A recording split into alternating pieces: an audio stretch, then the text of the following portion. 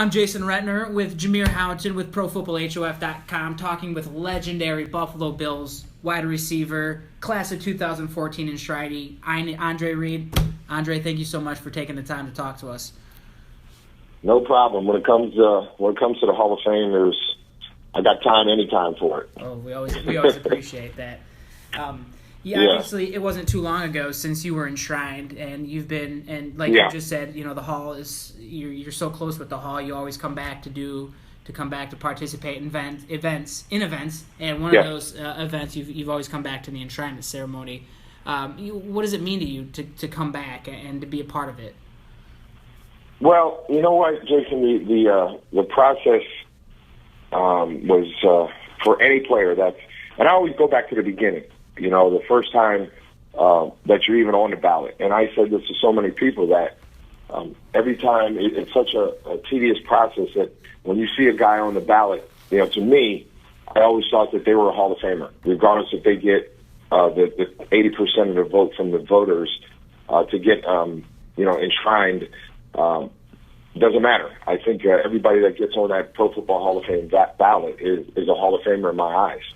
And what can I say about not only the process, but I had 4 teammates, 3 teammates, an owner, a coach, a GM that Bill Polian was just last year, and I had 4 guys that were they were in my corner throughout all those 9 years I was eligible, and just telling me what the process is about and what it means, and when it does happen, it's supposed to happen. It doesn't happen on your clock. It happens on, somebody else's. And, the first couple of years it was, I was like, hey, okay, when's this going to happen? Is it going to happen? And then, 3 more years went by and I had to realize that, it is a pecking order. And to me, there's so many great players that are off the ballot, so many great players that deserve it, that for you to be in that position, you have to realize how special that is. Because out of all the people that have ever played the game, and David Baker, the president, alluded to this, 25,000 guys got paid to play, and coaches and owners and people that were administrators and all whatnot, and to be in that position, it's like no other in sports. It's like no other thing that you can even imagine. To be among the greats of the game that have not only donned their helmets, but really represented what the game's about. And when I got that call, that's what I thought about. I thought about that first time I put that helmet on to the last time I took that helmet off. And you think about your family, your friends, your teammates, everybody that had kind of a little bit of piece of you to get you to that point. And I get chills now. I talk about it because I get chills every time I do talk about it in this kind of forum, because it brings me back to the weight, and it brings me back to 2014 when I got that call in New York.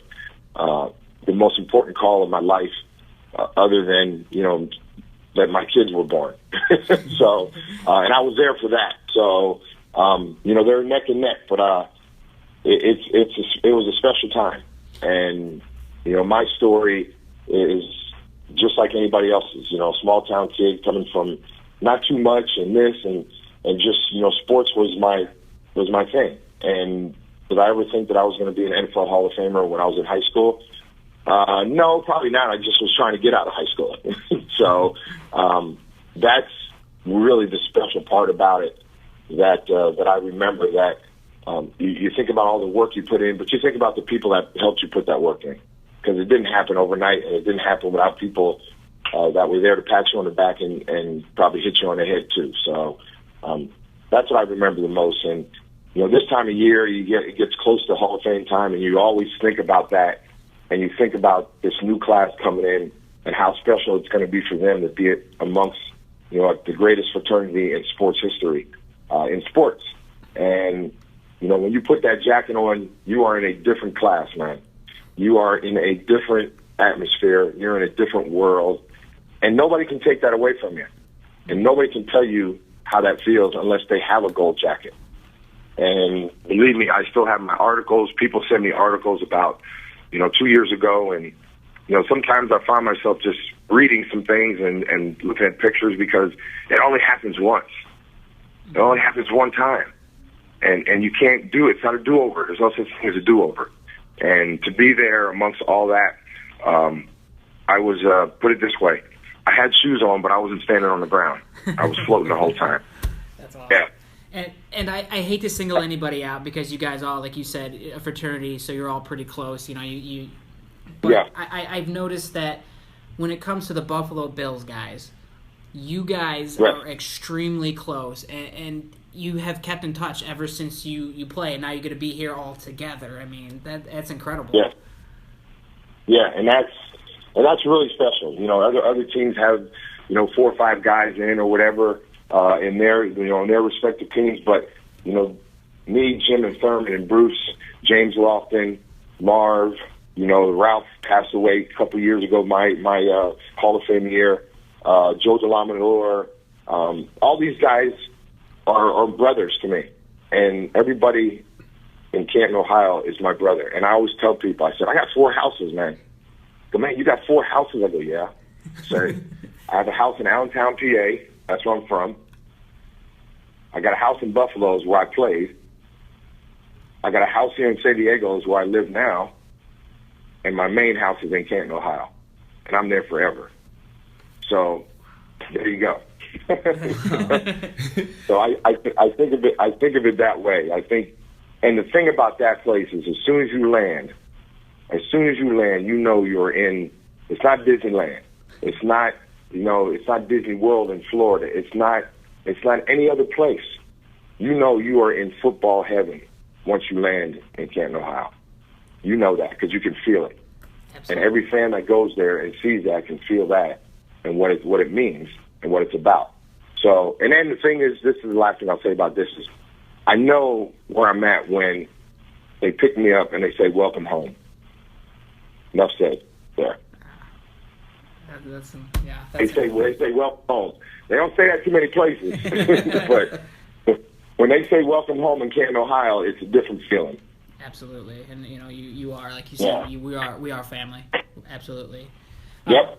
You did, too. You shared probably one of the greatest moments in enshrinement history when you caught that pass from Jim Kelly, especially after all that he's been through. I mean, was that a spontaneous thing, or did you know that was happening? I knew that was happening. I just didn't know. I remember talking to him a couple weeks before because he was not really feeling well, and it was really kind of iffy if he was going to even be there. I talked to his wife. I talked to Jill, and he was really going through a big part of the chemo coming out of it during that time 2 years ago. And it was really kind of up in the air if he was even going to be there. And I remember talking to Jill, and I called him and talked to him for a little bit. And he just said, hey, he goes, I wouldn't miss this for the world. I wouldn't miss this moment for you. And that made me feel like, I get teary-eyed because, this guy had been through so much, and not only with himself, but with his family and all this other stuff. And for him to be there and be there for me, that was a special thing. I mean, I can't even, there's no words that really express that. And that goes into just the brotherhood that you guys had. We talked. Yeah, and he's the main reason why I'm there. I would not be in the Hall of Fame without Jim, without Thurman, without Bruce. And guess what? I think one thing that people don't realize is, we went to 4 Super Bowls and we lost. But you look at that team, there's 7 Hall of Famers that played or coached in those games and during that era. So what can you say about that? you can't say too much about that. That's wrong. Nope. And those guys, being there, and those guys being there for me was the greatest thing that happened to me in my sports career, because we didn't do it alone. We did it together, and we were there together. So that'll stand the test of time forever. And it'll be good to see those guys in 2 weeks again too. And again, that's so many different memories from that day, from that week. Your family is so important to you. They're definitely a main reason why you're there. And somebody asked me, said, well, what was the thing that stood out the most about that weekend? And not only did I say the whole weekend, but I said, you know what? Enshrinement was awesome. the people, the spectacle, the speeches, and listening to everybody, speak their story and about their lives. But I think the thing that really put in perspective is that Gold Jacket dinner. And when you're standing there and they announce your name and there's 100 guys or 120 guys in a line waiting for you to go through this line and congratulating you, saying, welcome to our club, welcome to our family. That's pretty good there, man. You can't beat that one there. You can't just get anybody off the street and say, hey, do you want to do this? They can't. You know what? And I heard this one time. I said, you know what? I didn't hear this. I said this. Maybe I did, maybe I didn't. Bill Gates, who has all the money in the world, can buy up anything he wants to. Can't buy a gold jacket. Heck no. No, can't do that. I don't care who he is. I can't do that. Andre, what's that? Andre, you talk about family, and there's a lot that goes into selecting the presenter. But after hearing you talk about family and brotherhood, for you, it was a no-brainer to have your former head coach, Marv Levy, present you into the Hall of Fame. Talk about that. Well, Marv was not only an integral part of, Buffalo Bills history. His resume is documented on what he did in his career, and he was the kind of guy that him and Bill Polian had a vision, and we all have visions in life. We just sometimes we don't know how to put those visions into motion. And one thing that those guys did, they saw the talent, they saw what they needed to do. The owner, Ralph Wilson, was really adamant about getting a winner in Buffalo during those years, and he got the right coach and the right general manager. They're both Hall of Famers, so it was a no-brainer for me because it was either him, Bill Polian, or Jim. Those are the three guys that were going to present me, and it's not like one was better than the other. I just thought that Marv was kind of just the guy because he's done it before, and he was a pretty well seasoned guy, and he articulates. Marv uses those big words, so. I wanted somebody up there that would use a word that nobody would know what it was. It's that Harvard education. Yeah, at Harvard. But he did a fabulous job for me. And I remember calling him. I called him a week after I was enshrined. I said, Marv, I think you know why I'm calling you. And I said, I would be honored for you to present me to enshrinement in August. And he just was like, man, he said, I'm not lost for words. And I said, I'd be honored to do that. And it was a moment where you became not only just coach and player, but you were coach and friend and mentor and all that stuff. And that's what I consider Marv. When you look at this new class that's being enshrined, and I just want to stay along the lines of your position group, wide receiver Marvin Harrison. When you studied him from afar, as a young player, him playing Harrison, did you always see those qualities of him taking that next step and being a Hall of Famer? I did. Marvin's one of those guys, a very soft-spoken guy. I've met him on a lot of occasions. Doesn't say too much, just goes out and does his job. And not only was he a great receiver and will be a Hall of Famer, officially a Hall of Famer in 2 weeks, he had probably one of the greatest quarterbacks, if not the greatest quarterback to ever play the game, throwing to him. And that doesn't, that's a pretty good deal. Not too many guys get that, for all the years that he played in Indianapolis. So, and he had Bill Polian as a GM one year, and they won a Super Bowl. He had a great offensive coordinator. And every part of that piece puzzle was right. And, Marvin wasn't the flashy kind of guy. He didn't boast. He just went out and did his job and scored touchdowns, went to the sideline, came back and did it again. And what I admire about him is just how he went about his work. And he just he did it day in, every Sunday, every year, every time he was out there. And I'm happy for him. He's so deserving. There's so many, like I said, there's so many guys that are so deserving, and sometimes you just have to wait your turn, and we all do. You know, there's not too many first ballot Hall of Famers, and I always say this too. It doesn't matter. Maybe it does matter if you're first ballot to a certain point, but you're in the same building as somebody that went in 20 years later.